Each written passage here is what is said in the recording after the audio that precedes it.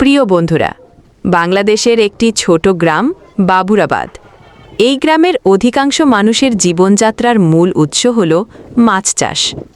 গ্রামটির প্রধান অর্থনৈতিক কার্যকলাপের কেন্দ্রবিন্দু হল মাছের ঘের।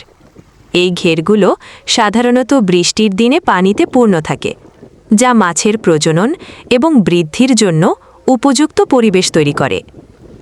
ভারী বর্ষণের সময় ঘেরের আশেপাশে বয়ে যাওয়া নদীর পানি উপচে পড়ে ঘেরে প্রবেশ করে, যা মাছের জন্য প্রয়োজনীয় পুষ্টি উপাদান নিয়ে আসে। বর্ষাকালে গ্রামের জেলেরা সাধারণত ব্যস্ত থাকে। তারা ঘের থেকে মাছ ধরে বাজারে বিক্রি করে, যা তাদের আয়ের মূল উৎস। তবে অত্যধিক বৃষ্টি হলে ঘেরের বাঁধ ভেঙে যাওয়ার ঝুঁকি থাকে। এ কারণে বর্ষাকালে ঘেরের সুরক্ষার জন্য গ্রামের মানুষ বিশেষ ব্যবস্থা নেয়। তারা বাঁশ এবং মাটির বাঁধ দিয়ে ঘেরকে আরও মজবুত করে। বৃষ্টির দিনে মাছের ঘেরগুলো বাবুরাবাদ গ্রামের অর্থনৈতিক এবং জীবনযাত্রার অবিচ্ছেদ্য অংশ হয়ে ওঠে।